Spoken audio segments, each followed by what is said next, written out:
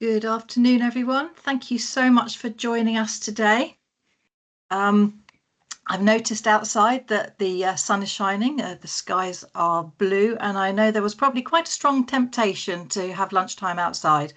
So we're really pleased that you chose to come and join us today. And we want to welcome you to this session about developing neuro-inclusive education in East Sussex. I'd like to start with some introductions. My name is Alison Martin and I am the service manager for class and also the Send Early Years service. And I'd like to introduce you to my colleagues. Alex?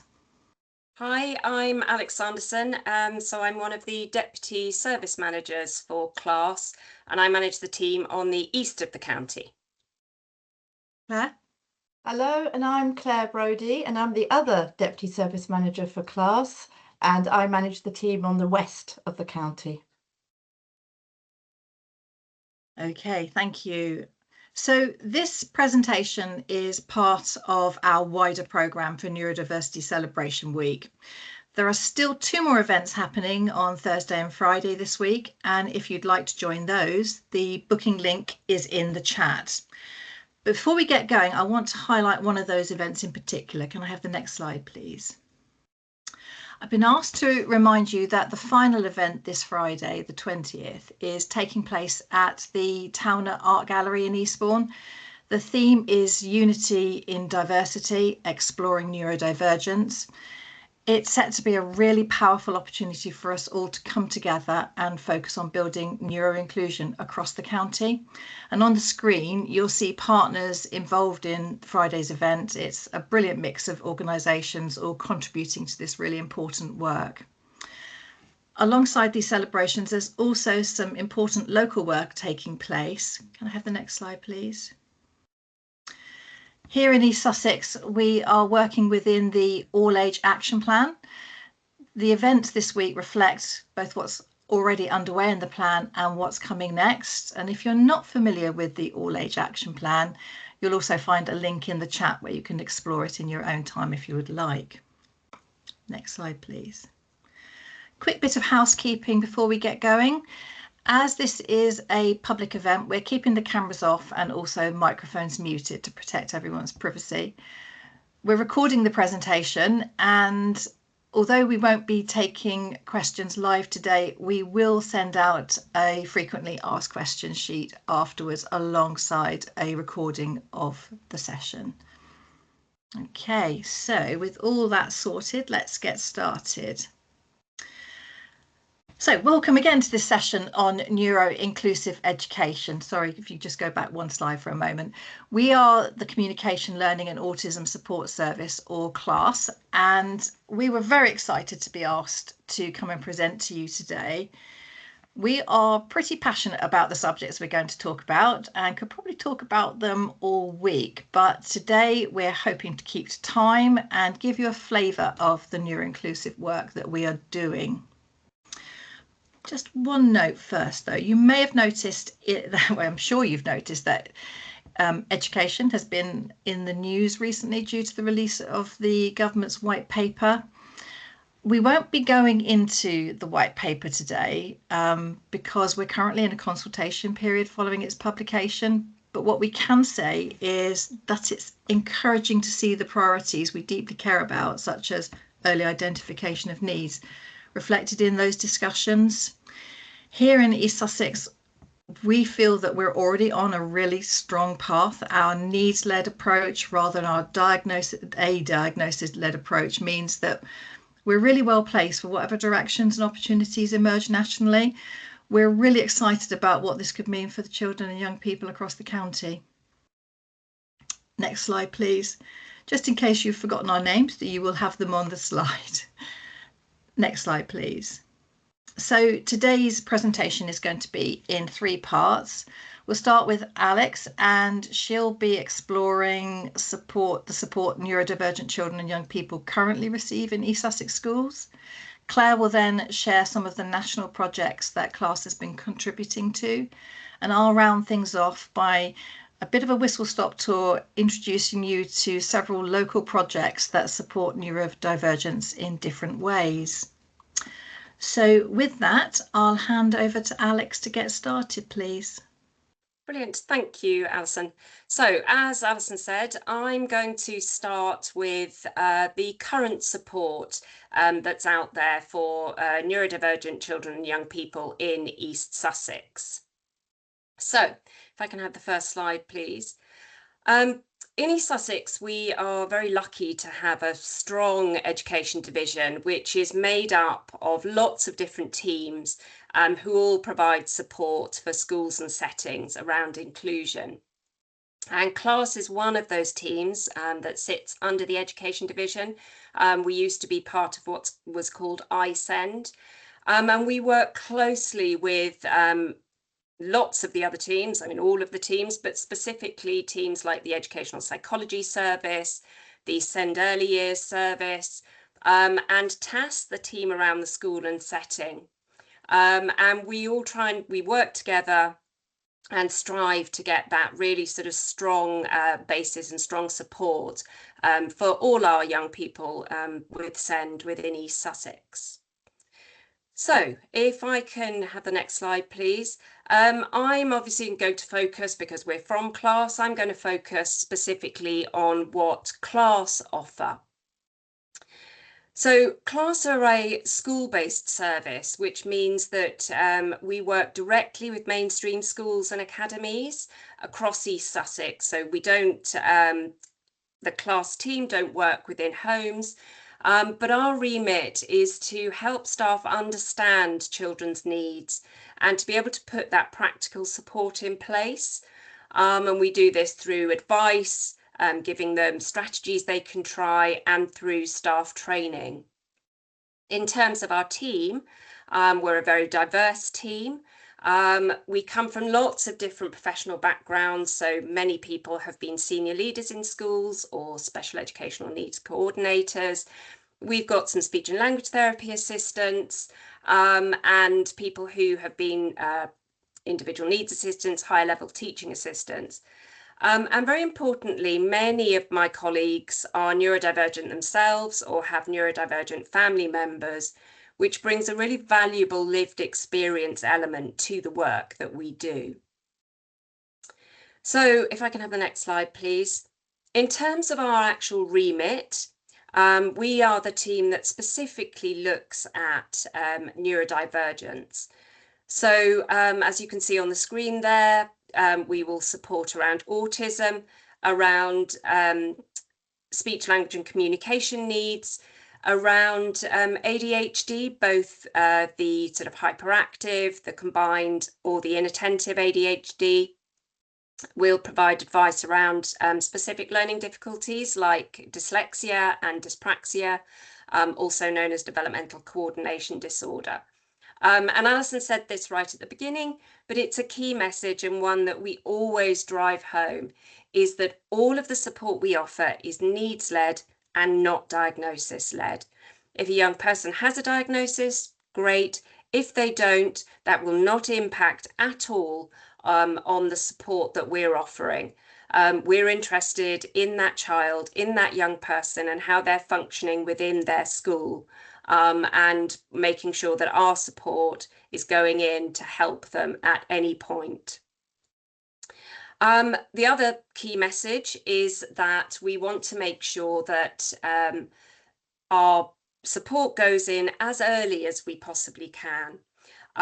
So Alison talked about that early identification, and within CLASS we work closely with Send Early Years Service. So Send Early Years support children from birth to the point at which they transition into school, and CLASS can take over at that point.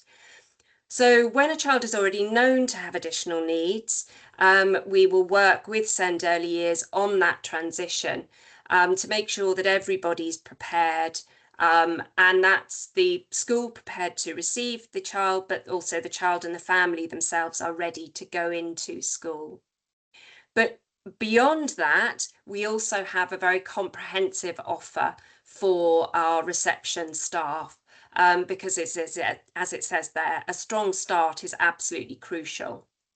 So we have regular check-ins, so one a term. where staff can come and talk about any children they're worried about in reception and to plan the next steps. We also have a reception focused training offer, and this is in order to make sure that classrooms feel welcoming and supportive. So for example, we will help around setting up those clear routines about having visual support in place. And this is crucial not only for those children who are already known to services, but perhaps more importantly for those children whose needs become clearer once they start school. So we're making sure that our reception classes are very communication friendly, neuro friendly, so that all children have that really successful start. So if I go on to the next slide, please. I think one of the ways that class support is really successful is that we have every single mainstream school in East Sussex has a dedicated class link advisor. So they are that single point of contact, and they work really closely with the school special needs coordinator.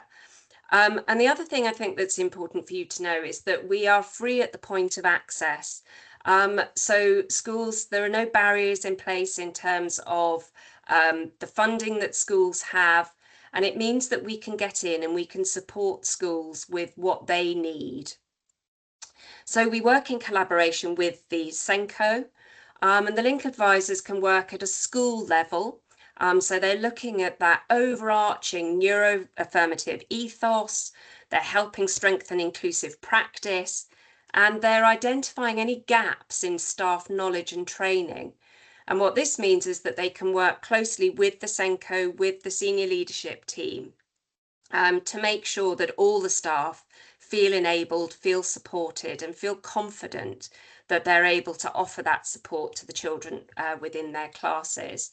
And obviously anything that goes in that's going to support neurodivergence is actually going to be of huge benefit to all of the children within the school. The other bit that the link advisor works as the point of contact for is any advice and work around individual pupils.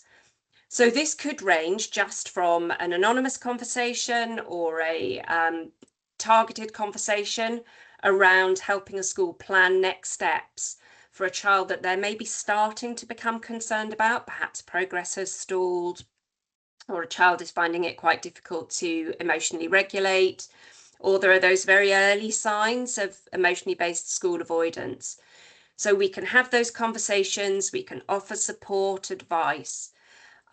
We can also then, if a higher level, a more enhanced level of support is needed, schools can do what we call a front door referral, just means a single point of access into our service. And what a front door referral enables us to do is do a deeper dive into any barriers to learning. So we might do some assessment, we'll do an observation, and crucially, we will ask for family and child voice to feed into that, so that we get this really full, well-rounded picture of what's going on for that child or young person at that point. And we can then offer support, advice, guidance, and some ideas of things that school can try to make their school experience more successful. So next slide, please. So as part of the school offer, one of the things that class does is, as I said, they provide advice, guidance and training. So we have developed and co-produced lots and lots of different resources, and this is literally just a flavour of the sorts of things that we can offer. So sometimes we will share some of these resources around an individual child. So for example, in the bottom left-hand corner there, you can see a couple of what we call our universal help sheets. So these are, there's one around task planners, there's one around now next boards, there's one around workstations. And these are step-by-step guides for schools, and they're linked to, there's a YouTube link as well, so people can go and have a look. One of the other examples on there that I wanted to draw your attention to is the top left-hand corner there. So that's the East Sussex Literacy Difficulties and Dyslexia Policy. And that was co-produced with the Educational Psychology Service, the East Sussex Parent Carer Forum, and was reviewed by our young SEND ambassadors to check that they were happy with the content of it. So the policy's recently been updated. So we work very hard to make sure that we stay abreast of everything that's happening within education. So we've just recently included the new definition of dyslexia, the Delphi definition, which came out around this time last year, actually. It was around February, March 2025. And this policy is just an example of how we support schools to get that really sort of consistent approach. And for us, I've said it a couple of times now, it really is around that early identification. So this policy particularly is helping schools see that a child doesn't need a dyslexia identification in order to get support. You know, we're interested in how we can support them right at that grassroots level, right at the point at which difficulties with literacy become evident. So if I could have the next slide, please. So feeding on from that, or leading on from that, one of the other sort of major parts of the class offer that's out there at the moment is our training offer. So we have a very comprehensive central training programme, which is a combination of virtual training and in-person training. And these are, again, free at the point of access for school staff, and they can book themselves on. We also do in-school training or whole school training, or training to groups of support staff, teaching staff. And this is particularly important where we have some of our training where we want that message to be heard by everybody at the same time. But it also enables us to really make that training bespoke and to look at the different school context. So we may help and adapt for a large secondary school. We might run it in one way. And for a very small rural school, it may be important that we sort of help them see how they can embed that training in a slightly different way. The other kind of training that we offer are modelling, coaching and workshops. And these trainings focus on individual children or small groups. And the purpose of these is to make sure that the training has impact and our strategies and our suggestions and our recommendations have impact. So, for example, if we had recommended a specific approach for a child within a school and the school staff didn't feel able to carry that out, you know, perhaps they feel they don't yet have the expertise, one of our members of staff will go in and they will model, they will coach, and they will support that member of staff so that all the strategies can be implemented effectively. So if you can have the next slide, please. So this is really just a flavour of some of the training that we already offer. We try and keep our programme broad, and we try and cover as many of the areas of neurodivergence as we possibly can. So you can see we've got a number of different sessions around autism. We've got some sort of baseline training on understanding what elements of neurodivergence are, so understanding what dyslexia is, what we mean by speech, language and communication needs. And we also have some training around support for things sensory needs. So we run sensory circuits and we run jump head and motor coordination training. Just to help you see how well received our training offer is, if I move on to the next slide, please. This is just a little bit of data from our 2024-25 academic year. So you can see that we ran 50 central training sessions and 521 seats were filled.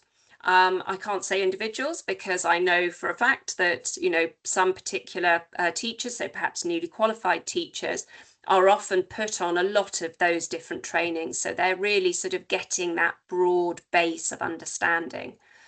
And then you can see there, in terms of our in-school training, we ran 192 sessions within our schools, so 1,590 members of staff.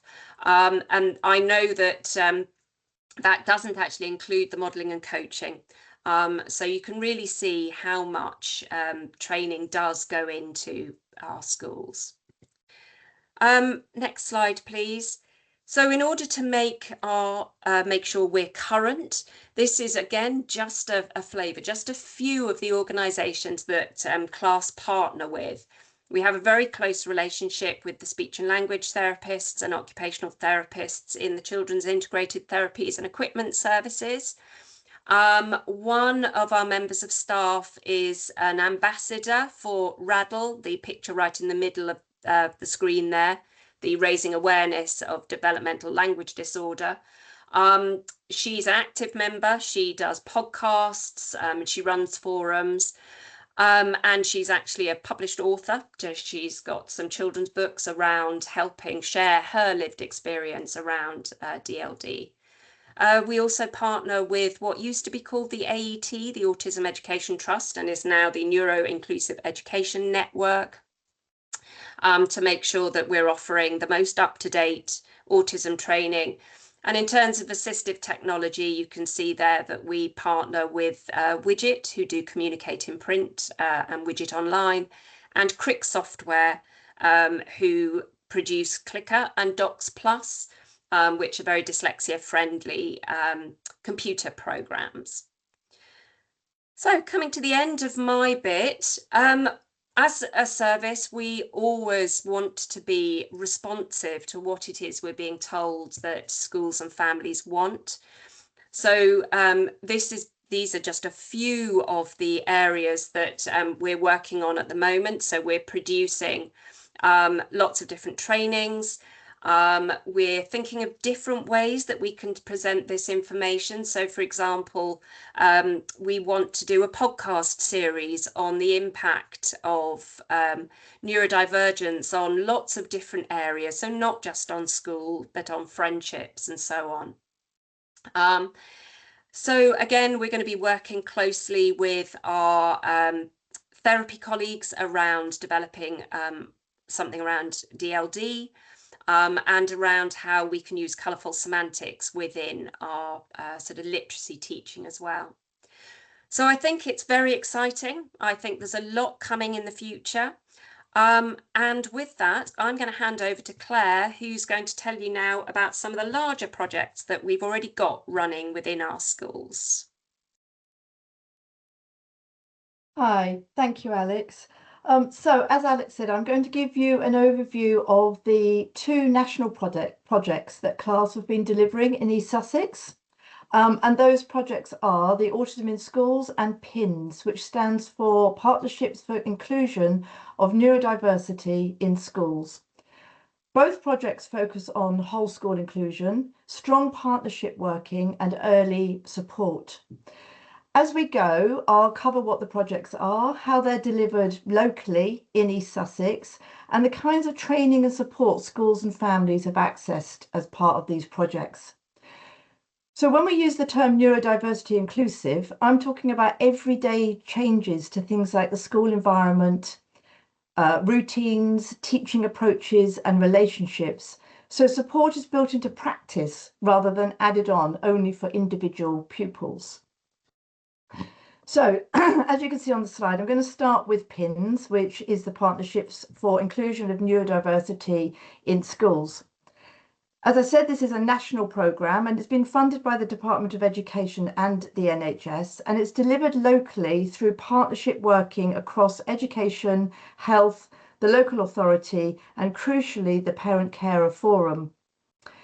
In East Sussex, PINS has been running for 2 years, and we've had 31 mainstream primary schools take part in the project. And the aims are to support mainstream primary schools to become neurodiversity inclusive, to improve outcomes for neurodivergent children, and to reduce pressure on statutory services by strengthening early preventative support. In practice, the project focuses on whole school change rather than the one-off individual interventions.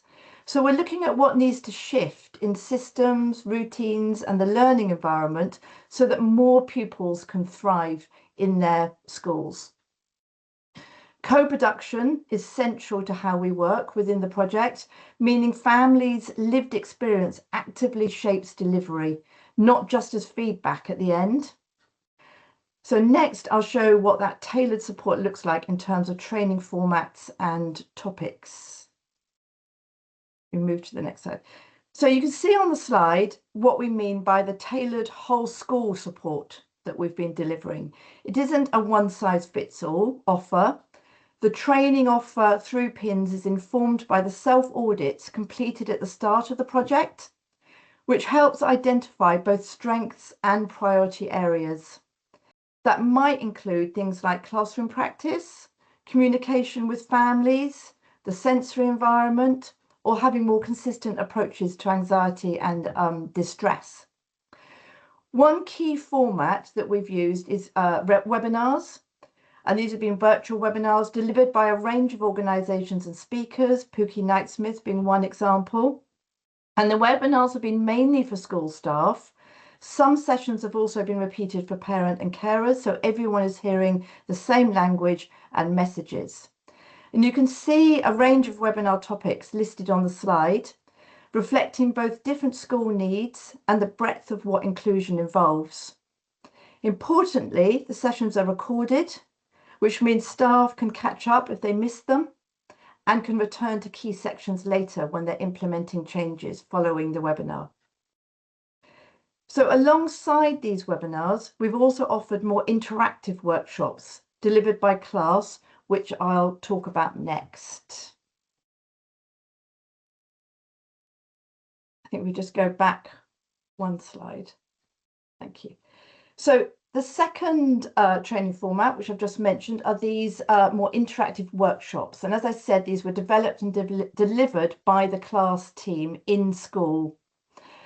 And compared with the webinars, the more interactive and practical approach has really focused on helping staff translate ideas into consistent classroom and whole school approaches.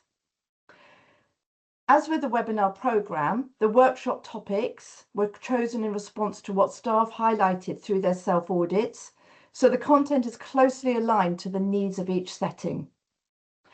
A big part of the workshop approach is building shared understanding across staff. For example, agreeing common language, routines and responses, so pupils experience predictable support across the school day. For some schools, workshops have been followed up with consultation meetings or learning walks, so we can really look together at what's working in their environment, what's getting in the way, and what small adjustments might have the biggest impact in that particular setting. And this follow-up is really important because it supports implementation, not just resting on training attendance. Okay, so next we'll talk about the role of the East Sussex Parent Carer Forum. So the East Sussex Parent Carer Forum is a core delivery partner within PINS and the role they play in embedding co-production across the project. And a practical example of their partnership is that each PINS school is offered up to 3 parent coffee sessions. These are designed to be safe and accessible opportunities for parents and carers to share their experiences and views, connect with other families in similar situations, and strengthen relationships with school staff so pupil needs can be understood and supported earlier. And I'm now going to move on to the second national project, the Autism in Schools, which also has a really strong focus on whole school setting change and the lived experience. So the Autism in School project is also a national project. It's a national programme. It was initiated by the NHS England in 2021, and it's a transformative, evidence-based initiative aimed at reducing exclusions and improving mental health outcomes for autistic pupils. In East Sussex, the project started in January 2024, and we've worked with 15 schools and settings across phases. So that includes secondary schools, primary schools, an infant school, nurseries, and a special school. The overall aim is to transform school environments and ethos by upskilling staff and increasing the capacity of settings to meet the needs of their autistic pupils in everyday practice. And we do this by establishing and embedding provision, strategies and skill development that are known to support positive outcomes for autistic children and their families. And a key focus throughout is hearing and acting on autistic pupil voice and family voice so that views are gathered in meaningful ways and then used to shape what happens next.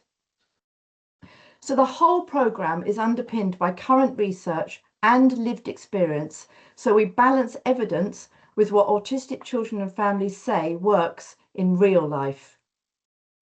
So part of that is staff training, and we'll have a look now what that looks like. So the core element of the training for school staff within the Autism in School project is the Good Autism Practice, which gives all the staff a shared foundation around autism, reasonable adjustments, and inclusive day-to-day practice. Alongside that core training, the programme includes bespoke training that responds directly to what comes up through in staff, pupil and parent-carer surveys. So there are 3 surveys that are looked at and to see what those groups of people are saying is needed. So really the training focus reflects the settings priorities rather than just a standard package. So examples include understanding and responding to masking, reflective workshops looking at how sensory needs are being met and using approaches like photo elicitation to strengthen pupil voice. When we explore masking, we're often looking at what pupils may be doing to fit in and how that can increase stress or reduce well-being, how staff can spot it and reduce the pressures that drive it. On sensory needs, we support schools to listen to the children about what helps and what hinders in the environment and routines, and then identify realistic adjustments they can implement. The slide that you can see in front of you now shows the staff feedback following some of that bespoke training that was offered to schools. What they are taking away, what the staff are taking away as key messages and areas to focus on. So what was in their minds as they left? Because we want them to have a clear, manageable picture and action that they can put into practice and then review over time. So next we'll talk about the work to build parent-carer networks and strengthen collaboration with families. So once again, the East Sussex Parent-Carer Forum have worked in partnership with us on this project, focusing on building networks of support so that carers feel empowered and upskilled to engage and co-produce with schools, and so children are supported as early as possible for maximum impact. Part of the work is supporting the participating schools to set up and sustain parent-carer groups. The idea is to create a regular, trusted space for communication, rather than contact only happening when something is already at crisis point. The sessions are informed by what the families say they need, and a practical example on this slide, as you can see, is the chance to chat sessions. So these are structured but friendly opportunities for families to come together and just share their experiences and have that chance to chat. Other sessions have had a focused topic, such as managing dysregulation, anxiety, transitions, or sensory needs. And where helpful, we bring in visitors who can share strategies and answer questions. So a key outcome we're aiming for within this partnership work is a stronger shared understanding across home and school, because that tends to lead to earlier, more consistent support for the children. And I'm just going to show you one parent carer's feedback about those sessions. So I'll just give you a minute to read that through.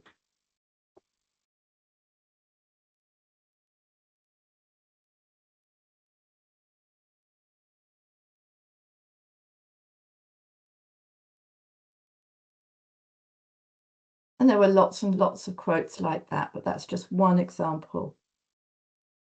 Okay, so I'm going to move on now to introduce the Myself programme, which is a key strand of the Autism in School project and focuses on self-awareness, identity and self-advocacy. So this programme was designed and written by the class Autism in School team to support autistic children and young people to develop self-awareness, a positive sense of identity and skills in self-advocacy. The groups of children create a structured and supportive space where the pupils can explore their strengths, their interests, their sensory preferences and communication preferences, so they can better understand themselves and, importantly, communicate what helps them. A key principle running through the programme is the idea of being the same, but also being different, recognising shared experiences while also validating individual needs and preferences. And the programme consists of 6 core sessions, as listed on the slide, starting with who am I, and moving through strengths, interests and focus, communication and senses, before bringing everything together in my identity. The final identity session is particularly important because it supports pupils to share their thoughts about the next steps beyond participation in the programme. What would help at school? What would they want adults to know and understand? And what changes would make the environment feel safer and more accessible? The sessions are written and it's encouraged that they are revisited at different points in a pupil's time at school, so the learning that that's taking place can deepen as their self-understanding grows with age.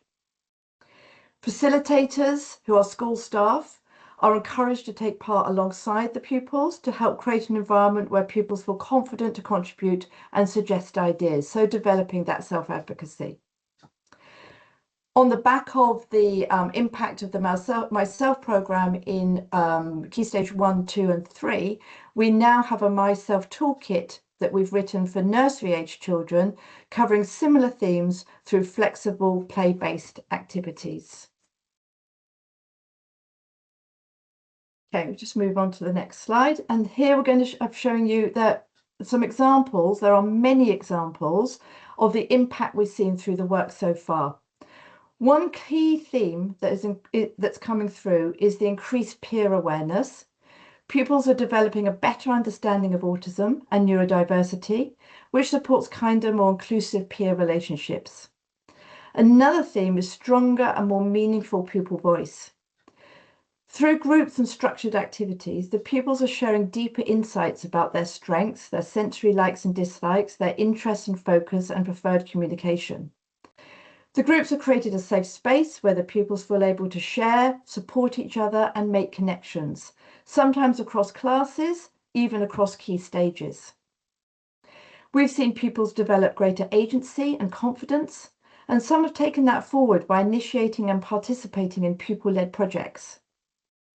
For example, some pupils have created PowerPoints to share in whole school assemblies, and others have made short films that have been used as training resources for staff in their own schools. We've also seen impact continue beyond the original setting, with pupils moving into secondary school and choosing to share learning more widely. For instance, presenting in assemblies and setting up a neurodiversity club, as you can see on the left-hand side of your screen now. Finally, we've seen trusted relationships strengthen when staff respond to pupil suggestions. One powerful example is a group writing a proposal for the head teacher about developing an outdoor space to meet a range of sensory needs, which was then funded and created. And you can see examples of that work in progress and the process that the children took themselves through on the right hand of your screen.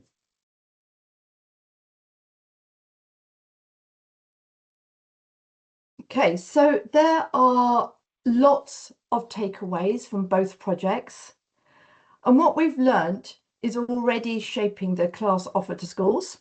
We obviously evaluate everything and put everything that we can into the whole class offer, so it goes across the whole of East Sussex beyond the project schools.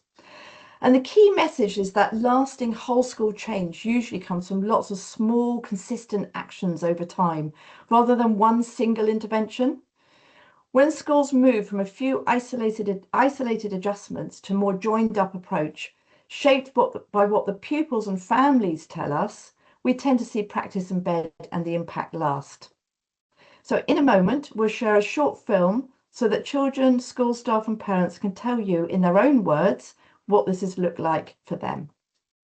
Some people don't really understand about autism, but if you make it so they do understand, they can have a bit of a better understanding, even if it's not perfect. It's basically a bit harder to understand other things, like other people, and for other people to understand what we do. I'm quite sensitive to noise, to people, like my feelings are quite sensitive, and I don't know, sometimes it's just kind of hard to control your feelings when you're autistic. Loads of people have autism and you know that you're not the only one, and also when people know you have a struggle they can help.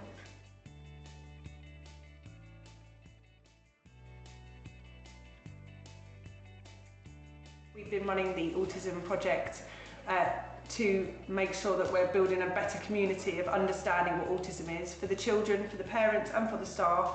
It's about creating a better community and understanding that autism is part of our community. When we began the sessions with the initial group, small group of boys, they needed to get to know one another, they needed to form a relationship, and so the first few weeks were all about that really, and establishing ourselves as a group and a very supportive group. We worked towards producing a PowerPoint presentation that kind of brought together everything that they had learned about one another and themselves as individuals, what it means to be autistic, and the presentation was then given to a number of classes within school. The boys were completely thrilled with themselves and what they managed to achieve. So the purpose of the pupil programme that the group took part in is to support autistic children and young people, or those on the diagnostic pathway, to start their journey of exploring their identity and to have a voice around that, so to develop their self-advocacy skills. Class developed the programme, they wrote the programme to make sure that there was a really strong ethos of what should lie behind it, with the East Sussex Parent Carer Forum, who co-deliver the Autism in School project across East Sussex. My name is Evan. My favourite subject is actually maths. I'm really fond of music and I really love playing guitar, drums, piano. I just love the whole lot. The project has been a really good learning experience. I learned about autism, I learned about how to make friends, I learned about my new friends, and I learned how to make a slideshow. For Evan, fitting in has been a bit of a difficult one. Sometimes he's a very sociable child, but not always understood. And in doing the autism group, he's felt that safe space to be who he is, to be different, to be proud to be different, to shout from the rooftops. You just kind of see their shoulders drop a bit when they're here, and it just feels like a really safe space. And at the end of each session we ask them what they've enjoyed, what they've learnt about themselves, what they've learnt about each other. We're continuing to hone how we deliver each session. For example, if the children want to go and do the activity outside, or they don't want to sit at a table, that's okay. If they don't want to do sort of fiddly cutting and sticking, we can completely rethink how we do that session. I like the group because you get to take a break from all the other people and you don't have to do all the lessons, which can sometimes be stressful. The reason why everyone likes to be in the group is because they want like an activity to just focus with, to get their brain off schoolwork, everything. I kind of like sitting in weird positions, and sometimes my brain goes a bit funny and it just feels good to sort of sit in a corner. And at the group I feel a bit more free to do so. I like how we get to play with like stress toys and fidget toys. I like that we get to actually think about ourselves a bit more. Like we get to get to know ourselves a bit more. I guess you just get to have kind of like a break from learning. Well, free, I guess. School is always been hard for her, but actually I have had more conversations about how she is feeling and what's limiting her than we've ever had before. So she is being able to process some of those emotions and put it into words, which has been so helpful. So we've been able to make those adjustments to make each day easier. After the first programme had run, the first children had kind of worked through the 5 weeks of the programme. The pupils fed back as well as the staff, so that the programme that is now being delivered in schools is being co-produced with the staff, the pupils, their parents as well, and the East Sussex Parent Care Forum have had a look at that too. So the initial project started with just those 6 sessions that class put together, but what we learned quite quickly from that was that we could add and make it work within our school environment by creating other things. So for example, we have our badge that the boys designed, our head teacher has one of these, all the children that are involved in the project have these. When a child gets a diagnosis, we want to make sure that the children and families feel a bit more supported. So we ran a project in the school where a competition where any child could create a character. We're putting together comics from the images that the children have created, so that once a child gets a diagnosis, then actually there's some kind of literature there that the child could actually relate to. We are hopefully developing and embedding a culture here that autism is just part of us, just like the colour of someone's hair or the way someone looks, and actually we're celebrating differences, but we have more of a focus on how to do that now. I came up with the idea that instead of autism spectrum disorder, which is how many people refer to it, I much prefer autism spectrum difference, because it is just truly a difference and we're all different. It's been really important for him to understand that this isn't a journey that you're doing on your own. There's lots of other children out there who have their challenges and their difficulties. They've got bodies throughout the school now. You've got a year 3 taken to a year 6, and it's beautiful for them to be part of that community and look out for one another and stick together a little bit when they need it or when they're having a wobble. It's wonderful. Love it. I didn't used to like Thursdays until 2 weeks ago when I started this group. So exciting. I don't know what to say, but it was awesome.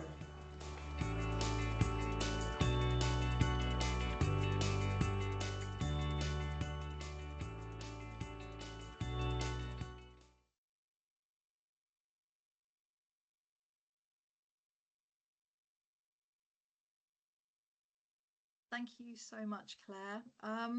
So we are moving into the final part of today's session, and I know I'm going to have to be very strict with time to get us finished on time. I'd like to share with you a few of the projects that we are developing or are delivering locally. So next slide, please. One of these nationally funded pilots is funded by the government, is called Early Language Support for Every Child, or ELSEC for short. The idea behind ELSEC is simple: to check young children's early language skills and offer support to those who may be delayed or who might have language differences linked to neurodivergence that hasn't yet been identified.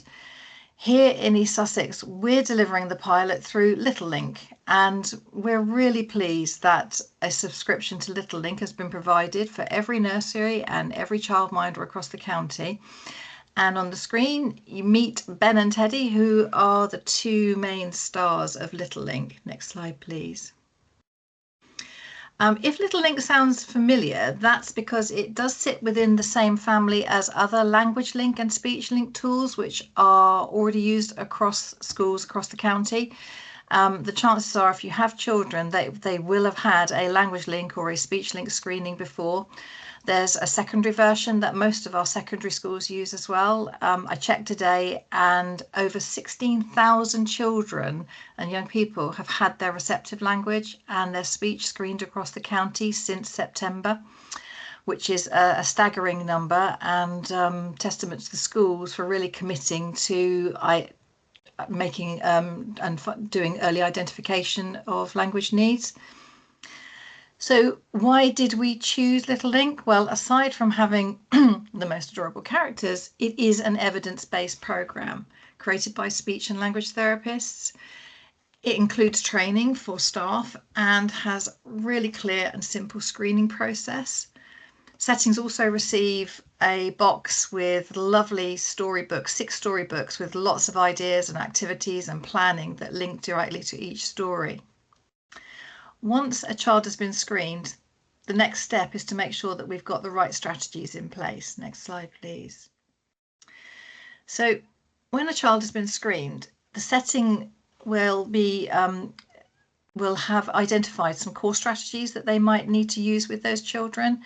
These strategies are really simple but incredibly effective, and we've made sure that everyone working in the early years sector is familiar with them, or we're working to make sure that everybody within the early years sector is familiar with them.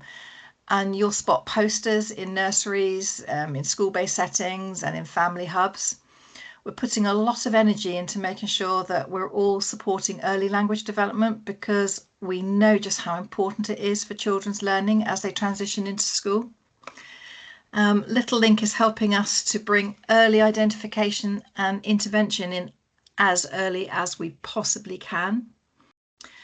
The pilot only launched in January, and East Sussex settings have been absolutely amazing and really embraced Little Link, and so far 60% of them have managed to get up and going with it.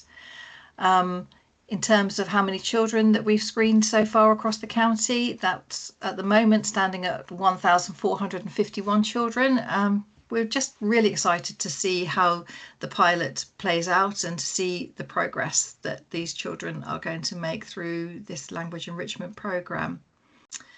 Little Link isn't the only early intervention pilot we're working on. Next slide, please. Another pilot we're really excited about, which also focuses, as I say, on early intervention, is Alpaca. Now, Alpaca stands for Assessing Letter and Phonemic Awareness Class Assistant. It's a screening tool as well that comes from Ireland, and it's well established in Irish schools and used very widely. A number of East Sussex schools have signed up to try Alpaca with their reception children as part of a national pilot. The screening itself is game-based, and funny enough, it features alpacas and is really good fun, and it's enjoyable for the children to take part.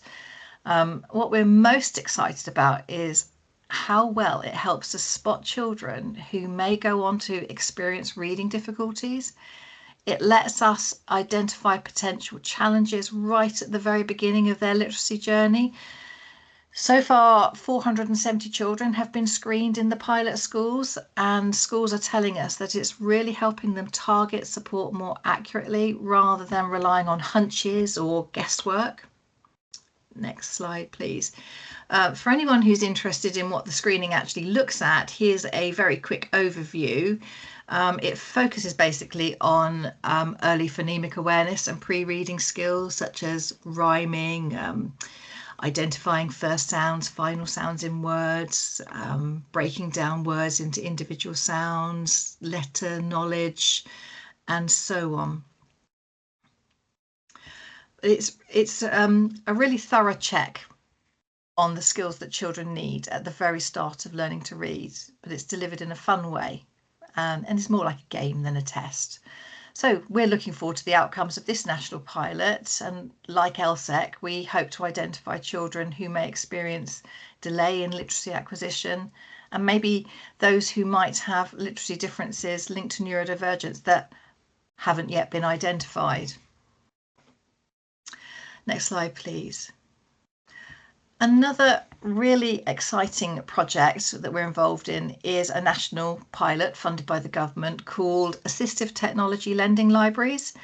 And it's exactly what it sounds like, a way for schools to borrow different types of assistive technology and try them out with children before committing to buy anything. Different local authorities are doing this in different ways. And here in East Sussex, we're about to launch our own version with a group of pilot schools. We've chosen to focus our lending library specifically on supporting reading. So everything we provide links back to literacy. Okay, and that brings us on to some of the tools that we'll be lending. Next slide, please. So very soon we'll be contacting schools and we'll be asking them to take part in this pilot and to identify children across 3 age groups, Year 1 children, Year 3 children and Year 5 children, and to identify children who aren't making the reading progress that the school might normally expect. For those children, we'll be offering an individual iPad on loan, and loaded on that iPad will be a very carefully chosen set of apps that support the underlying literacy skills that we just talked about within the alpaca screening. In fact, one of the groups will be selected using the alpaca results. Alongside the iPads, we're also providing reading pens as part of the offer. And if you're not familiar with a reading pen, they can scan and read text and read individual words, sentences, or longer pieces of text aloud. They really have the power to empower children and young people to be able to read independently and therefore to be able to learn independently. We're not stopping there. We've partnered with an organisation to add something extra into the mix. Next slide, please. We've teamed up with the company behind Story Zoo, and every child taking part in the pilot will get their own Story Zoo subscription. It's a brilliant way to help children engage with reading and language. It's fun, it's friendly, and it's very child-centred. Essentially, Story Zoo is an e-library designed for children from reception up to Year 6. What really drew us to it was the range of inclusive features it contains. It supports children with literacy difficulties, with dyslexia, with visual or hearing differences, and recently they've introduced ADHD-friendly fonts to help with focus and readability, which is fascinating. Children can personalize the books too. They can choose color backgrounds, they can choose the fonts, the font sizes, whatever to suit them. Ultimately, what we want is for children to feel confident, to enjoy reading, to figure out what works best for them, and also to build their reading skills along the way. If this pilot is successful, we're hoping to expand the assistive technology lending library further in the future. And so a bit of a watch this space. Next slide, please. Another tool that has recently been piloted at East Sussex schools is called Dimensions. This is a supportive tool designed to highlight a child and young person's strengths and areas in which they might benefit from help. The tool creates a profile helping schools and professionals provide tailored support. This pilot was designed by quite a diverse team, representatives from the NHS, from the Parent Care Forum, from occupational therapy, from speech and language therapy teams and education division teams, and the SEND children, the young people's participation team, and so on. Other local authorities also joined East Sussex to talk about how they use dimensions like Warwickshire and shared their knowledge. Next slide, please. This slide just gives you a quick overview about the kind of subjects that are covered within dimensions. And in terms of the East Sussex pilot, schools and parents completed the profile separately. They came together. They compared their profiles, they agreed on priority outcomes and identified the support that they would need, a child or young person would need to achieve them. After that, the planned support was put in place, and finally, after review meetings were held to look at how things had gone and what outcomes have been achieved. Next slide, please. On this slide, we're looking at an example pupil. At home, the parents felt that emotional well-being for this child was, parents felt that emotional well-being and mental health were their priorities for this child. In school, staff felt that the biggest area of need was around relationships and connections. So together, parents and school agreed on a shared outcome for the child to communicate how they were feeling appropriately with familiar adults each day at school. So pre-measures on the rating scale started at 2, and at the end of the intervention they had increased to 8. This was because we feel that there were joined up conversations between home and school, and everybody stayed focused on solutions. We know that when the desired outcome is clear, specific, interventions and accommodations tend to be much more effective. Next slide, please. So this is just a little bit of feedback. I